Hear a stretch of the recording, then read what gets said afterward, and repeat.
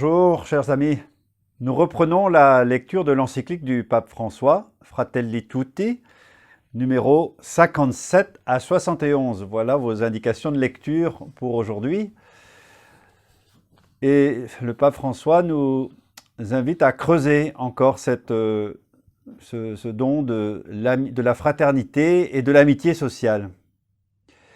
Rappelons-nous le dialogue fondamental de la Genèse entre Dieu et Caïn. Qu'as-tu fait de ton frère? Suis-je le gardien de mon frère? Ce dialogue nous amène à ces questions. Est-il possible, dans le fond, de surmonter nos inimitiés humaines et de prendre soin des autres? Puisque nous avons le même Créateur, le même Père, nos relations ne peuvent-elles pas être symphoniques et non pas cacophoniques? Si c'est le cas, eh bien, nous pourrons vivre la règle d'or. Ne fais pas à autrui ce que tu ne veux pas qu'on te fasse. Mais cette règle d'or, la limiterons-nous à notre famille, à notre clan, à notre tribu, à notre pays, ou bien la rendrons-nous universelle? C'est tout le cheminement de la Bible. Le cheminement qui nous fait passer à une règle d'or qui vaut pour tout homme. Pour bien la vivre, sans doute il nous faut être comme le peuple d'Israël à qui Dieu demande sans cesse « Souviens-toi ». Souviens-toi de ce que tu as vécu, souviens-toi de tes épreuves, souviens-toi de la libération que tu as reçue de la part de ton Dieu, souviens-toi de par où tu es passé. Et plus encore, c'est le Christ qui nous lance un appel. Accueille tout homme, aime ton ennemi, accueille-le, bien qu'il soit étranger, nous dira saint Jean dans sa 3e lettre. Ces propos liminaires du pape dans ce chapitre nous conduisent directement à sa méditation sur la parabole du bon samaritain, à laquelle il passe beaucoup de temps.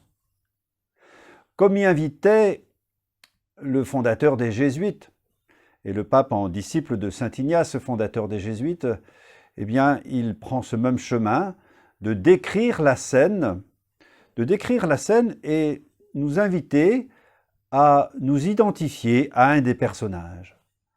À qui t'identifies-tu lorsque tu lis la parabole du bon samaritain? Aux brigands? À ceux qui passent leur chemin? À l'homme blessé? Nous avons tous, quelque part, dit le pape, quelque chose de l'homme blessé. Nous avons tous quelque chose du brigand. Nous avons tous quelque chose de ceux qui passent outre, et nous avons tous aussi en nous quelque chose du bon samaritain. Mais reconnaissant que nous sommes souvent de ceux qui tournent le dos à la souffrance, il nous faut reconnaître que nous sommes un peu des analphabètes de la fraternité. La posture du bon samaritain nous montre une chose simple, basique. Tous nous sommes reliés les uns aux autres. Et en contemplant ce bon samaritain, nous nous sentons poussés à revenir nous-mêmes à cette fraternité qui doit fonder nos sociétés. Cette parabole est comme une icône pleine de lumière. C'est à cet être de bonté qu'il faut nous identifier en profondeur. Il a compris, lui, que la vie n'est pas un temps qui s'écoule, mais un temps de rencontre. Autrement dit, l'enjeu tient en un mot, s'approprier la fragilité des autres. Expérience rude, mais salutaire pour tous. Et cela n'a rien d'abstrait. L'indifférence à la douleur de l'autre n'est pas une option. Tous, à un moment ou à un autre, si nous ne sommes pas cet homme blessé, si nous le rencontrons vraiment, à moins d'être enfermés dans une bulle d'indifférence, nous sommes face à un choix, notamment en ce temps de crise. Prendre sur nos épaules l'homme blessé ou passer outre. Voilà un enjeu qui nous revient lorsque nous lisons ce texte. Jésus, en tout cas, nous fait contempler ce Samaritain comme une figure de sainteté. Et en le faisant, il nous invite à nous fier au meilleur de l'être humain.